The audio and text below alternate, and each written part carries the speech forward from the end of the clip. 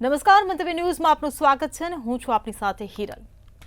પહેલગામના આતંકી હુમલા બાદ ભારત એક પછી એક આક્રમક પગલાં લઈ રહ્યું છે અને પાકિસ્તાન બોખલાઈ રહ્યું છે। ભારત હવે એવા પગલાં લઈ રહ્યું છે જે જોઈને એવું લાગી રહ્યું છે કે પાકિસ્તાન ખરેખર હવે પાયમાલ થવાની રડાર પર છે। ભારતે ન માત્ર પગલું પણ કહો કે વધુ એક મોટી સ્ટ્રાઇક કરી છે। વાણિજ્ય મંત્રાલયે આજે જાહેરનામું બહાર પાડ્યું છે કે ભારતે પાકિસ્તાનની તમામ વસ્તુઓ પર પ્રત્યક્ષ અને પરોક્ષ આયાત નિકાસ પર તાત્કાલિક અસરથી પ્રતિબંધ લગાવી દીધો છે। ભારતીય બંદરો પર પાકિસ્તાની જહાજોના આગમન નહીં થાય અને ભારતીય જહાજો પણ પાકિસ્તાની બંદરો પર જશે નહીં। પાકિસ્તાનથી આવતી બધી પોસ્ટલ અને પાર્સલ સેવાઓ બંધ કરી દેવામાં આવી છે। એક રિપોર્ટ પ્રમાણે પાકિસ્તાન પર ₹21.6 લાખ કરોડનું દેવું છે। સરકારની તિજોરી પણ ખાલી છે અને અન્ય દેશો પાસેથી જે 11,000 કરોડ મળવાના હતા, ભારત હવે તેને પણ અટકાવવાની તૈયારીમાં છે। પહેલગામ હુમલા બાદ ભારતની આ જવાબી કાર્યવાહીથી પાકિસ્તાન બોખલાયું છે, રઘવાયું થયું છે અને એ પણ હવે લડી લેવાના મૂડમાં છે। ભારત પ્રત્યે આક્રમક છે। પાકિસ્તાનના સંરક્ષણ મંત્રી ખ્વાજા આસિફે આજે ભારતને ધમકી આપી છે કે ભારતે સિંધુનું પાણી રોક્યું તો અમે હુમલો કરીશું। પાકે બેલિસ્ટિક મિસાઇલનું પણ પરીક્ષણ કર્યું છે।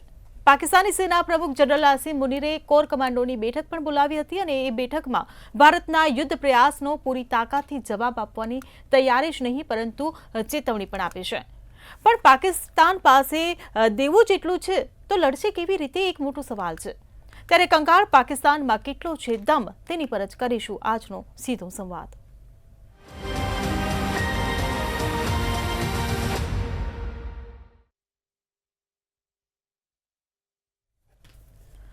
તો ચર્ચામાં આપણી સાથે જોડાઈ ગયા છે જયદેવભાઈ જોશી, જેઓ એક રક્ષા વિશેષજ્ઞ છે। આ સાથે જ આપણી સાથે જોડાયા છે સુરેન્દ્રભાઈ શાહ, કે જેઓ ઇકોનોમિસ્ટ છે।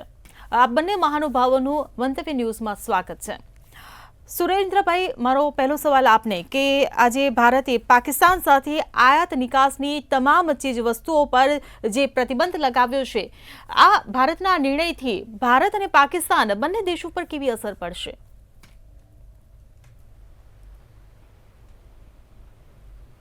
સુરેન્દ્રભાઈ, આપને સવાલ મારો। બેઝિકલી ઇન્ડિયા અને પાકિસ્તાન વચ્ચે જે કોઈ બિઝનેસ થઈ રહ્યો છે એ પુલવામા હુમલા પછી ઇન્ડિયા અને પાકિસ્તાનની વચ્ચે જે કોઈ બિઝનેસ થઈ રહ્યો છે એ ઘણા નીચા લેવલે થઈ રહ્યો છે। પહેલા જે પાકિસ્તાનથી ઘણી બધી વસ્તુઓ આવતી હતી એની સામે ઇન્ડિયા હવે છેલ્લા કેટલાય વર્ષોથી માત્ર અને માત્ર બહુ જ જરૂરી હોય એવી વસ્તુઓનું જ આપણે ઇમ્પોર્ટ કરીએ છીએ। જેમ કે લાસ્ટ યરમાં આખા વર્ષમાં આપણે ત્યાં ખાલી $2 કરોડ એટલે રફલી 170 કરોડ રૂપિયાની જ ઇમ્પોર્ટ થયેલી છે 24-25માં ફ્રોમ પાકિસ્તાન। એની સામે આપણે એક્સપોર્ટ કરીએ છીએ 235 મિલિયન, એમાં સુગર અને ફાર્માસ્યુટિકલ્સ આવી જાય છે। એટલે આજે આપણે જો એક્સપોર્ટ કરવાનું બંધ કરીશું તો પાકિસ્તાનને સૌથી મોટો પ્રોબ્લેમ, એને ત્યાં ખાંડ જ નહીં હોય અને દવાઓ નહીં હોય, જે એને બીજેથી લાવવાની બહુ જ મોંઘી પડશે।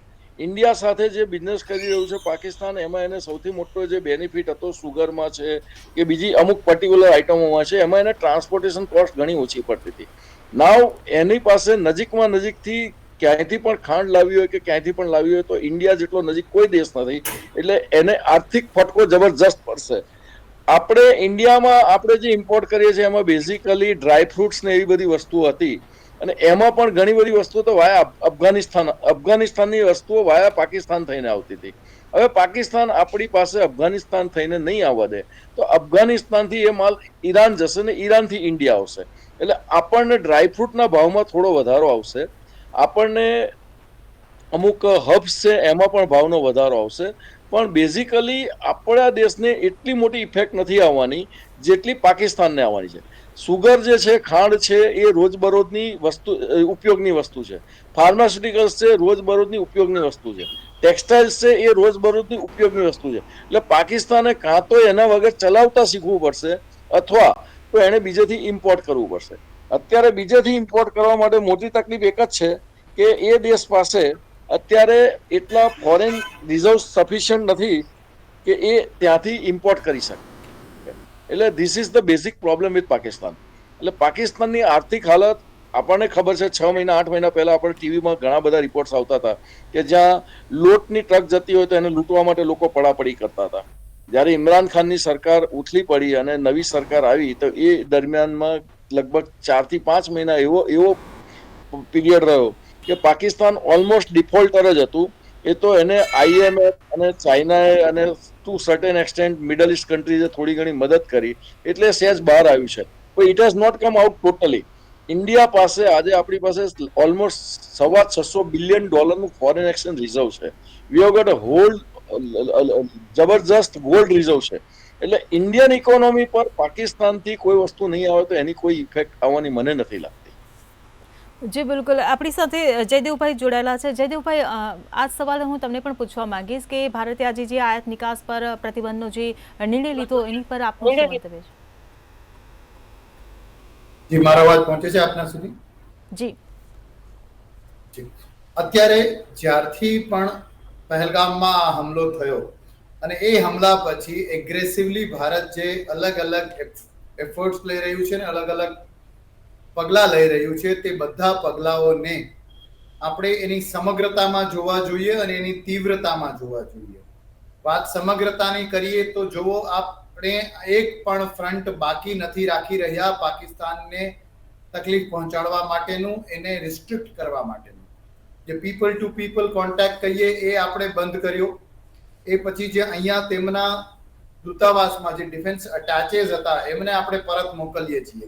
This is a very significant and a very big step. જે વોટર ટ્રીટીને અબેયન્સમાં મૂકવી એ તો એનાથી પણ મોટું સ્ટેપ છે. જે 4 લડાઈઓમાં પાકિસ્તાન સાથે નથી થયું એ આપણે કર્યું છે. અને હવે આજે જે આપણે આ આર્થિક વાત અને જે આપણે પત્ર વ્યવહાર પણ એની સાથે બંધ કર્યો છે, એને જો જોઈએ તો એમાં હું એને સમગ્રતા ઉપર વધારે ફોકસ કરીશ. તીવ્રતા યસ ઘણી બધી છે જે બાકીના સ્ટેપ્સમાં લેવાઈ ગઈ. આનાથી ઇકોનોમીને, ભારતને નુકસાન ઓછું પહોંચવાનું છે. ગત વર્ષની જો વાત કરીએ તો ભારતનું કુલ એક્સપોર્ટ માર્કેટ 800 બિલિયન, બી ફોર બોમ્બે, $800 બિલિયન નું એક્સપોર્ટનું માર્કેટ. એમાંથી નજીવું એવું પાકિસ્તાનને એક્સપોર્ટ 500 મિલિયન, એમ ફોર મુંબઈ, એમ જો ગણીએ તો $500 મિલિયન માત્ર આપણે પાકિસ્તાનને એક્સપોર્ટ કરીએ છીએ. અને એની સામે પાકિસ્તાન પાસેથી કેટલું ખરીદીએ છીએ તો 500 મિલિયનના 1% પણ ઓછું, જસ્ટ $0.42 મિલિયન. તો આ જે છે એને ઇમ્પેક્ટમાં ન જોતા અને સમગ્રતામાં જોઈએ. આનાથી નજીવી કિંમત ઉપર નીચે થાય, એર ટ્રાવેલ આપણે આપણી એર સ્પેસ બંધ કરીએ એટલે એરક્રાફ્ટ થોડો વધારે આગળ પાછળ રૂટ લેવો પડે, એનાથી ફેર ઓછો પડે. સમગ્રતા, અને સમગ્રતાને એટલા માટે આપણે ધ્યાનમાં લઈએ. આપના મારફતે આપણે મંતવ્ય ટીવી ન્યૂઝના બધા દર્શકોને પણ કહીએ કે જ્યારે યુનાઇટેડ નેશન સિક્યોરિટી કાઉન્સિલમાં વાત કરવાની વાત થાય, યુનાઇટેડ નેશન્સમાં વાત કરવાની થાય, ભારતે જે મોસ્ટ ફેવર્ડ નેશનનું, વર્લ્ડ ટ્રેડ ઓર્ગેનાઇઝેશન ક્યારે પણ બે દેશો વચ્ચે મોસ્ટ ફેવર્ડ નેશનનું જો કોઈને કોઈ સ્ટેટસ આપવામાં આવે તો એ ટેરિફ અને એવી કેટલીય જે ફોર્માલિટીઝ, પ્રોટોકોલ્સ છે તેમાંથી મુક્તિ આપે છે. એમાંથી આપણે પાછું ખેંચીએ.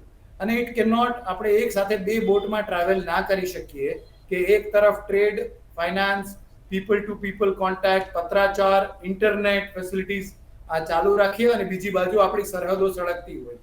એ પણ ધ્યાનમાં લેવી જેવી બાબત છે કે પહેલગામના આ હુમલા પછી, ભારતના રિટાલિએટરી સ્ટેપ્સ પછી આજે સતત 9મો દિવસ છે જ્યારે પાકિસ્તાને અનપ્રવોક્ડ રીતે જમ્મુ કાશ્મીરના LOC ઉપર યુદ્ધ વિરામનું ઉલ્લંઘન કર્યું છે. તો આ સમગ્રતા અને તીવ્રતા બંને, એની ઇમ્પેક્ટ કેટલી આવશે પાકિસ્તાનમાં એના વિચારમાં તો આપણે ચોક્કસ જશું, પણ એના વિના પણ પાકિસ્તાનને ચારે તરફથી નાથવાનું જે ચક્રવ્યૂહ ભારતે બનાવ્યો છે એની સમગ્રતામાં આપણે જોઈએ તો એમ લાગશે કે પાકિસ્તાનને કોર્નર કરવાનો બહુ મજબૂત, અત્યારે હું પ્રયાસ નહીં કહું, મજબૂત રીતે ઓલરેડી આપણે પાકિસ્તાનને કોર્નર કરી ચૂક્યા છીએ.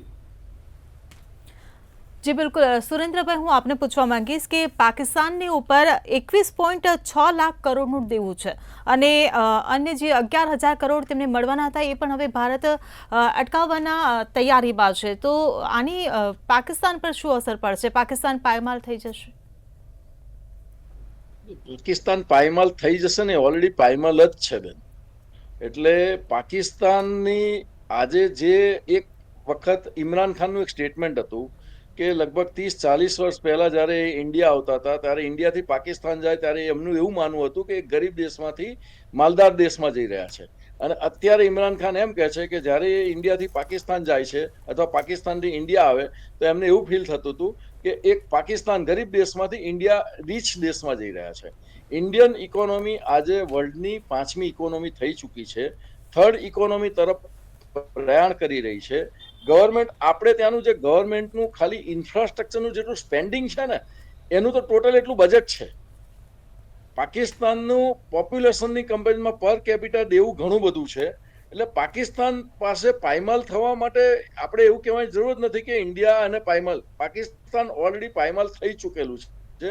અને એ જે આતંકવાદને પોષવા માટે ખરેખર એણે એના ઘરમાં વ્યવસ્થિત ઘર રાખી એની પોતાની પબ્લિકને પોષવી જોઈએ. એની જગ્યાએ આતંકીઓને પોષી અબજો ડોલરનો વેસ્ટ ખાલી એક કાશ્મીર પર હુમલા કરવા માટે કરી રહી છે.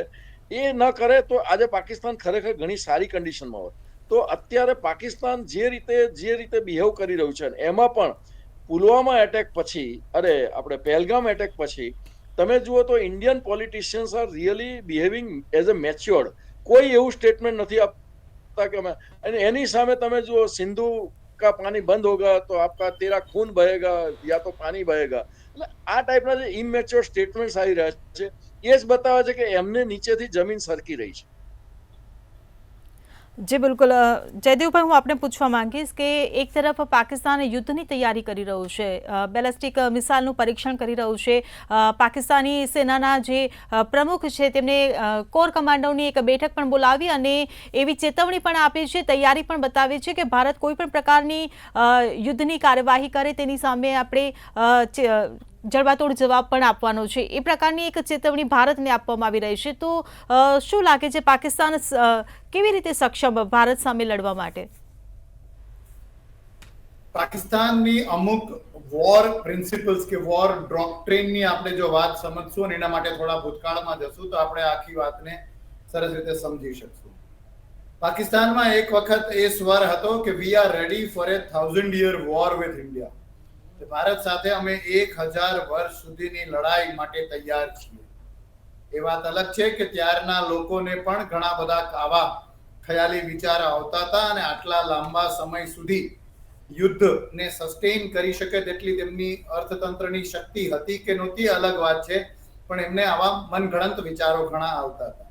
એ સમયે કોઈ એક પાકિસ્તાની કોમેન્ટેટર જર્નલિસ્ટે પણ એક કોમેન્ટ એ સમયે કરી હતી કે, અને ઇટ વોઝ ચેલેન્જિંગ, ત્યાંના પોલિટિકલ હુકમરાન જેમણે આ સ્ટેટમેન્ટ આપ્યું અને ચેલેન્જ કરતા કહ્યું હતું કે શું એનો અર્થ એ કે આપ 999 વર્ષ સુધી ભારત સામે નહીં જીતી શકો એ આપ અગાઉથી સ્વીકારો છો?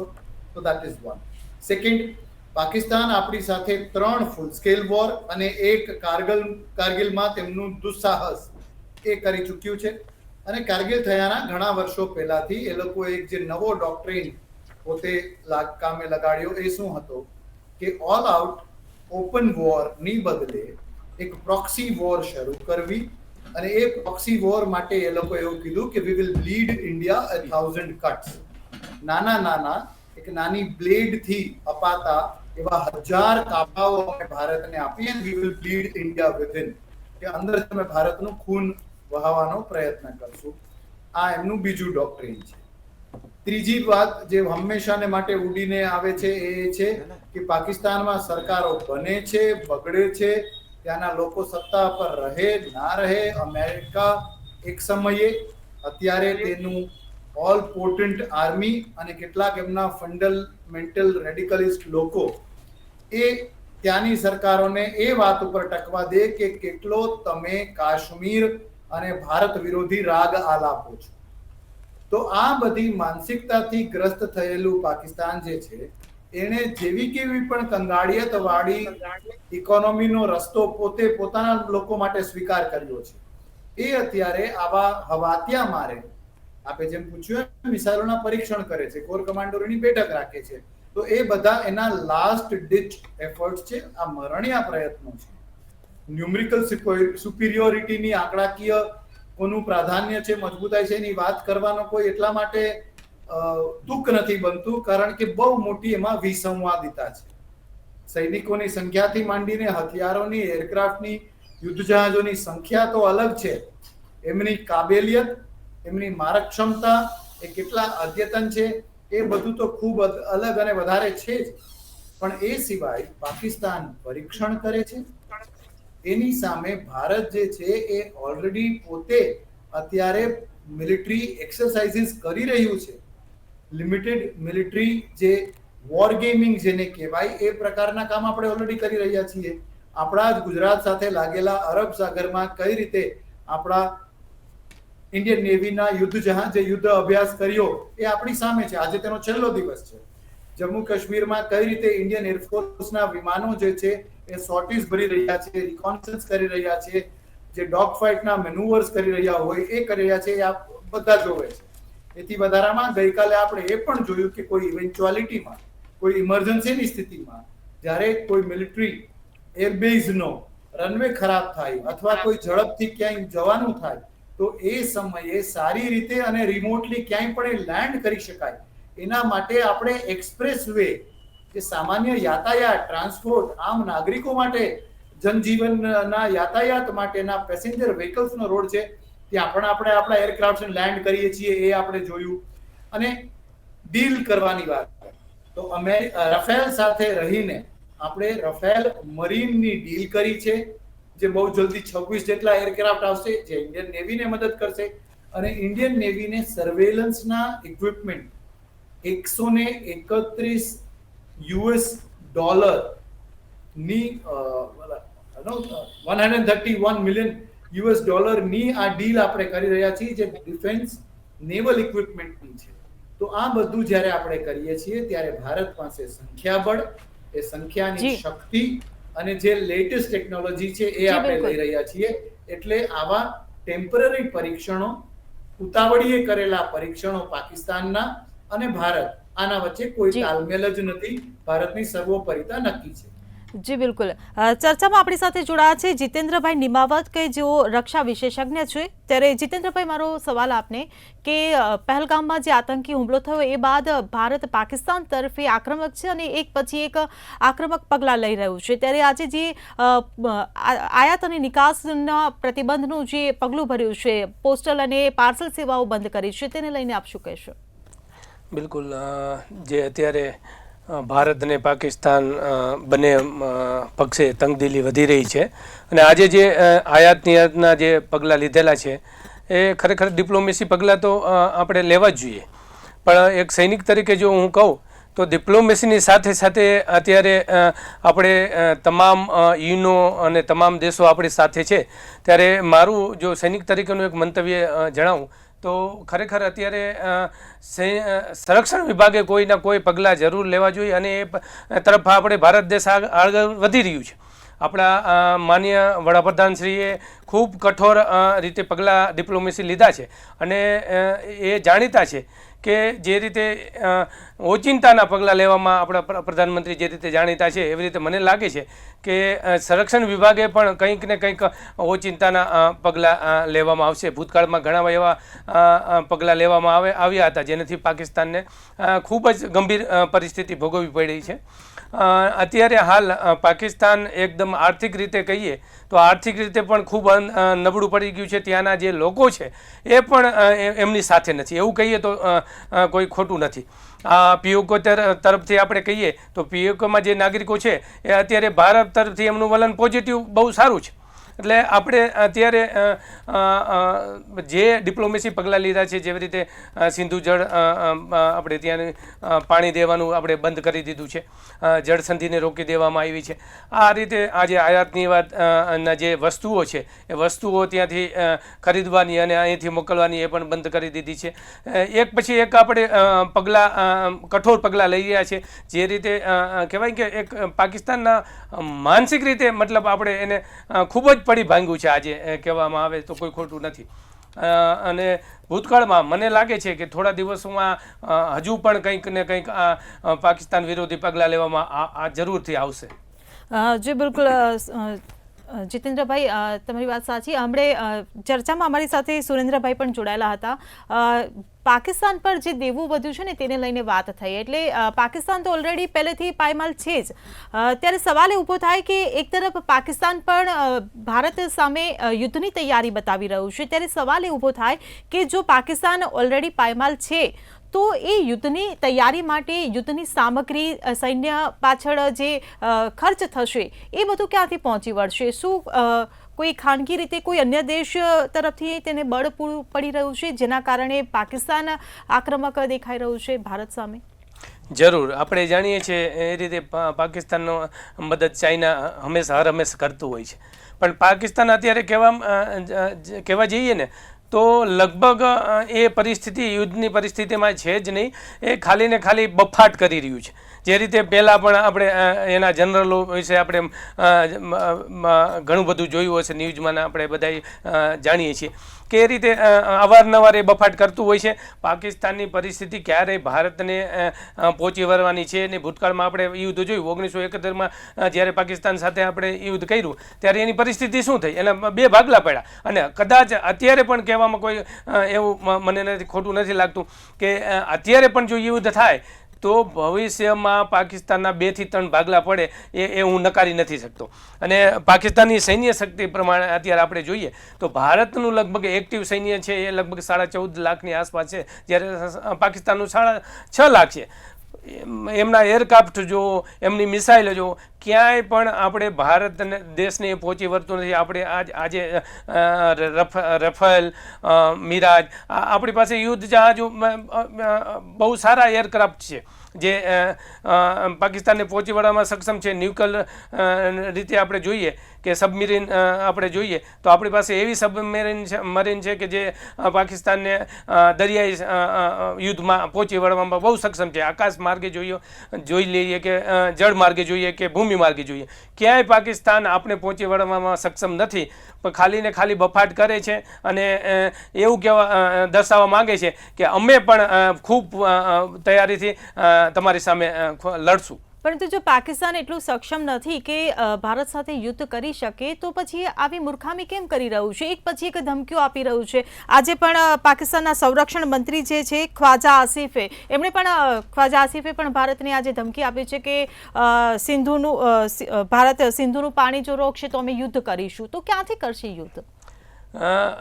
કહેવાય ને કે કંગાલ કા ક્યાં બોલના, આપણે પાકિસ્તાન કંગાલ અત્યારે થઈ રહ્યું છે તો એમની પાસે કાંઈ છે જ નહીં, બીજું કરવા માટે કાંઈ છે નહીં. તો હવે છેલ્લે યુદ્ધની ધમકી આપી અને આ યુદ્ધ કેવી રીતે રોકે? જો તમને એને ડર ન લાગતો હોય તો તમને ખ્યાલ છે કે પાકિસ્તાન જે રાજદૂત છે એ ટ્રમ્પ સાથે વાતચીત કરી અને આ યુદ્ધ રોકવા માટે ખૂબ આજીજી કરી રહ્યું છે. બીજા અન્ય દેશોને પણ વાતચીત કરીને અને મુસ્લિમ દેશો છે એમને પણ વાતચીત કરી અને ભારતને યુદ્ધ રોકવા માટે આજીજી કરવો એવું પાકિસ્તાનના ત્યાંના જે પ્રધાનમંત્રી છે કે ત્યાંના જે મિનિસ્ટરો છે એમને વાતચીત આ પ્રમાણે ચાલુ છે. જો એમને ખરેખર ડર જ ન લાગતો હોય તો આવી વાત કરવાની ક્યાં જરૂર છે?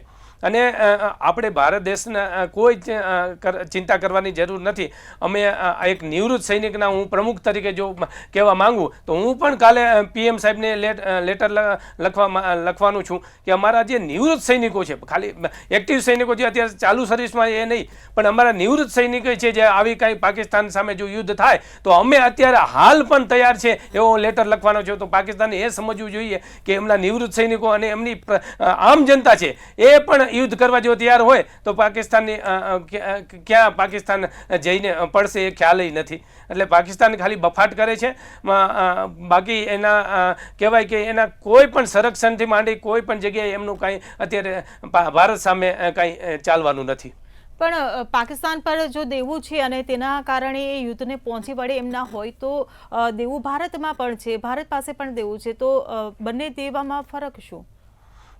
પાકિસ્તાન કહેવાય ને કે એને ભારતની ઇકોનોમી આજે વધી રહી છે. ભલે ભારતનું કરતાં દેવું હોય પણ ઇકોનોમી આપણે જોઈએ છીએ કે આર્થિક રીતે ભારત ખૂબ સદ્ધર થઈ રહ્યું છે.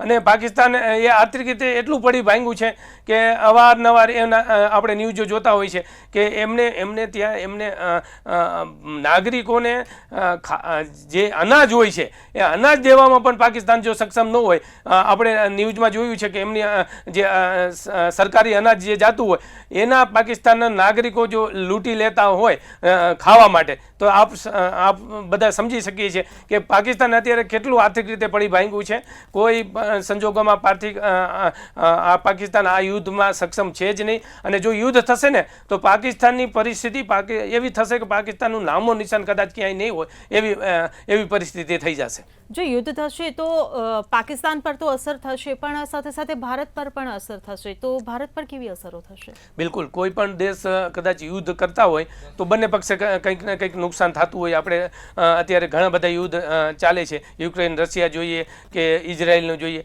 તો કોઈ પણ દેશ નુકસાન થતું હોય છે. એમાં એમના નાગરિકોને નુકસાન થતી હોય છે.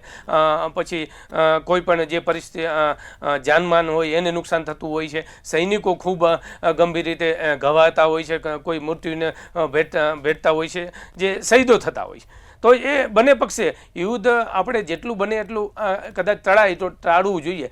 પણ જ્યારે પરિસ્થિતિ એટલી ગંભીર થઈ જાય કે બીજો કોઈ ઓપ્શન જ નથી, તો યુદ્ધ એ સૈનિક તરીકે હું એવું કહું કે યુદ્ધ એ પ્રથમ ઓપ્શન કરવું જોઈએ. અને આ પરિસ્થિતિમાં અત્યારે જે હાલ પરિસ્થિતિ છે એમાં યુદ્ધ એ નકારી શકાતું નથી.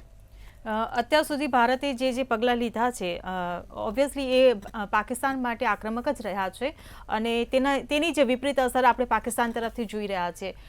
હજુ વધારે આકરા પગલાં લેવાની ભારતની જરૂરિયાત છે કે કેમ? બિલકુલ, આપણે જોઈએ છીએ દિન પ્રતિદિન આપણા પ્રધાનમંત્રી નરેન્દ્ર મોદી જે રીતે જાણીતા છે એ રીતે એક પછી એક આકરા પગલાં લઈ રહ્યા છે. અને હજુ પણ મને લાગે છે કે ખૂબ પાકિસ્તાન વિશે ખૂબ આકરા પગલાં લેવાશે.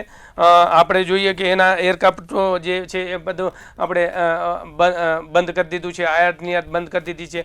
સિંધુ જળ સંધિ આપણે જે કરવામાં આવી હતી એ રોકી દેવામાં આવી છે. આવા 9 પગલાં જે છે એ આપણા ભારત દેશ તરફથી લેવામાં આવ્યા છે. હજુ પણ આજે બે દિવસ પહેલાં અમિત શાહજીએ પણ કીધેલું કે એક જે આતંકવાદીઓ છે જે પણ આમાં સંડોવાયેલા છે એને છોડવામાં નહીં આવે, એને શોધીને મારવામાં આવશે. અને આપણા પ્રાઇમ મિનિસ્ટરે પણ કીધેલું છે કે આમાં જે પણ આતંકવાદી સંડોવાયેલા છે અને જે પણ આને સપોર્ટ કરે છે એને જે વિચાર્યું નહીં હોય એના કરતાં વધારે એને આક્રમક રીતે એને પગલાં ભરવામાં આવશે, એ રીતે કહેવામાં આવ્યું છે. તો નો ડાઉટ કે ખૂબ ગંભીર પરિસ્થિતિ પાકિસ્તાનની આવશે અને ખૂબ આકરા પગલાં આપણા પ્રધાનમંત્રી અને ભારત દેશ તરફથી લેવામાં આવશે.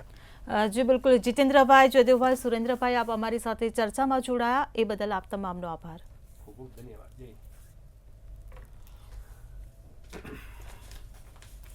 તો પહલગામના આતંકી હુમલા બાદ ભારત એક પછી એક આક્રમક પગલાં લઈ રહ્યું છે.